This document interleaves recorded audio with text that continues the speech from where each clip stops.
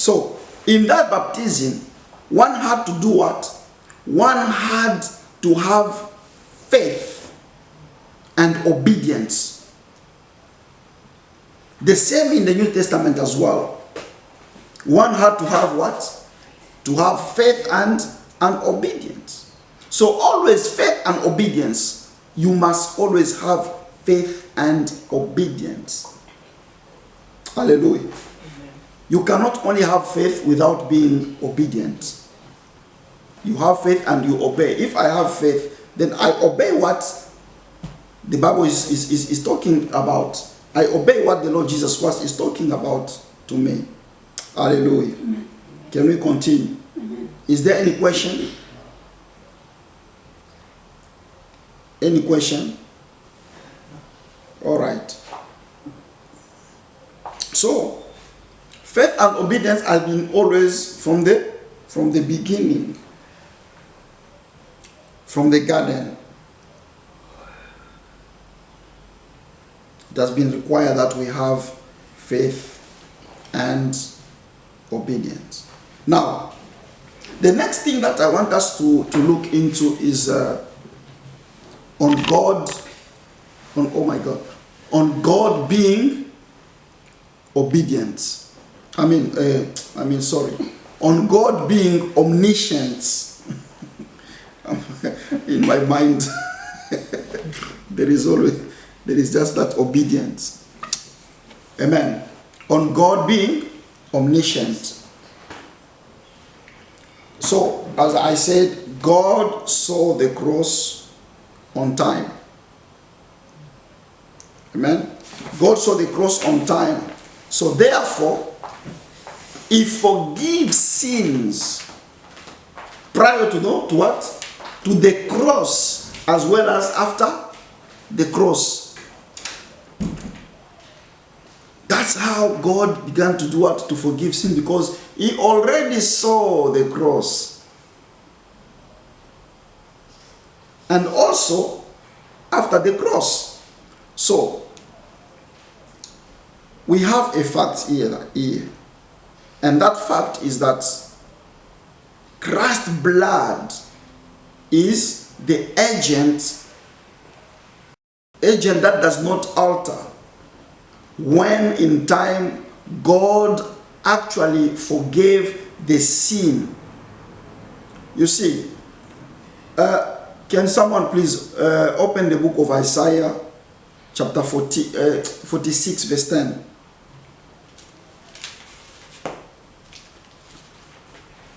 Isaiah 46.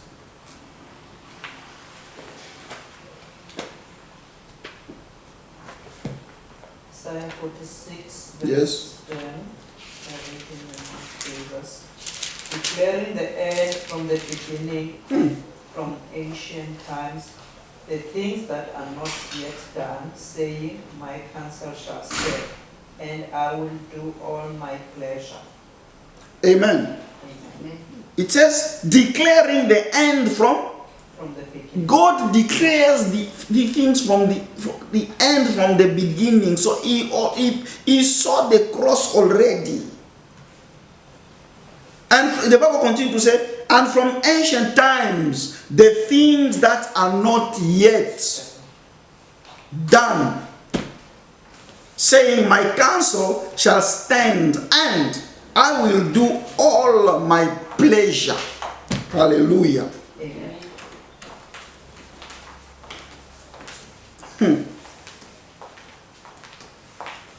God who declared, He sees things from the end. He declared the end from the beginning, which is very difficult for someone to understand. Declaring the end from the beginning.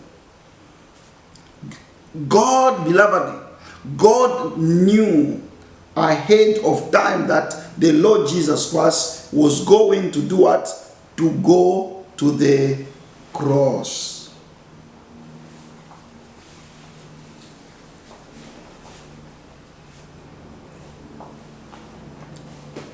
Hallelujah. Now, if we are talking about we can talk a little bit about the definition of omniscience.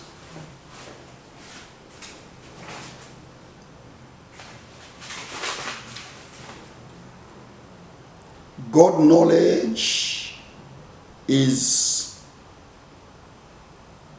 what we can say is diet. 5 things.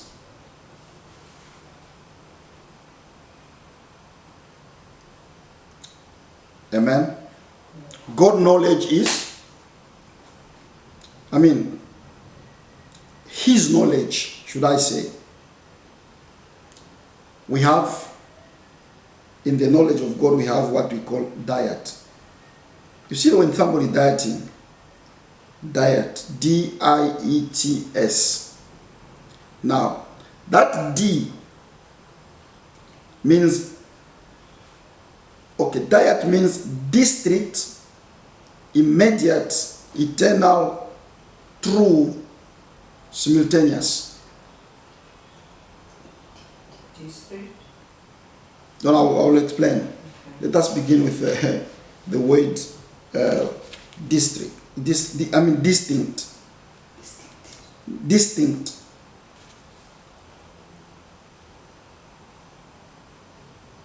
Distinct.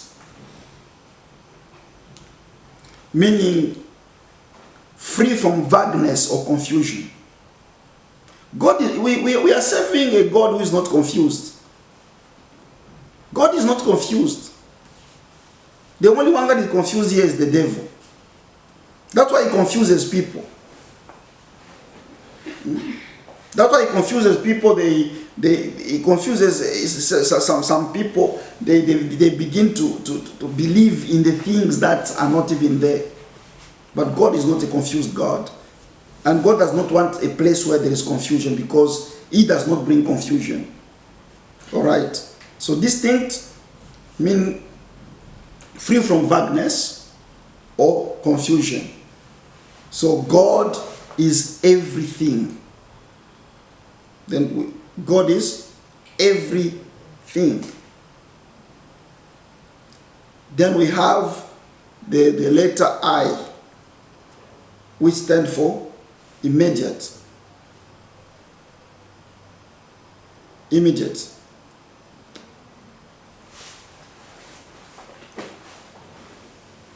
Hallelujah.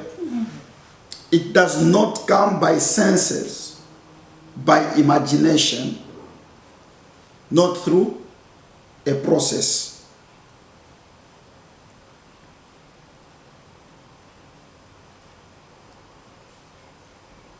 Immediate. Does not come by senses, by imagination, not through a process at all. Can we pass? Immediate.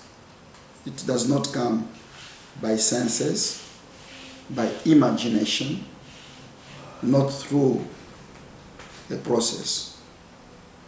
The third one, we have the word E, eternal.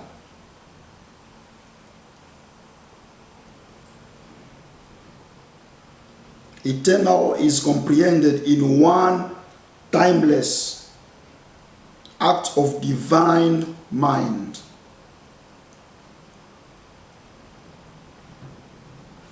It means God has always known everything. Everything. So it means that whatever we do, even if you are alone, hiding, whatever you do, God knows, because He knows everything. Before even you start, when something is in your thoughts, God knows. God knows. Amen. Eternal, I said, it is comprehended in one timeless act of divine mind.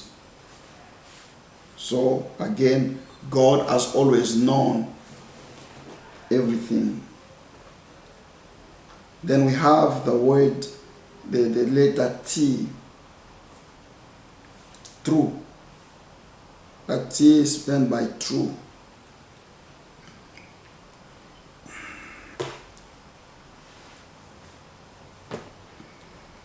This one corresponds to the reality of all things.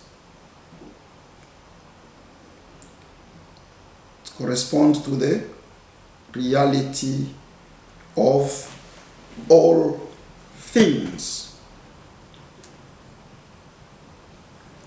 Then we have the last word S, simultaneous. Simultaneous.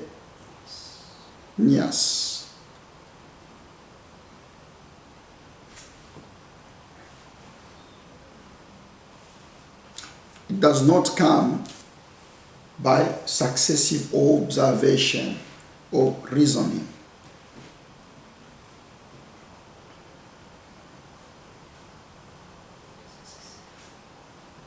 Successive observation or reasoning. It does not come by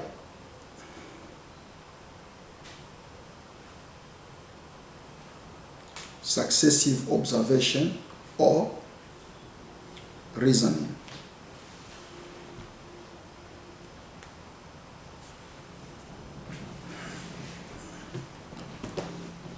So, are we together? What are those 5 words?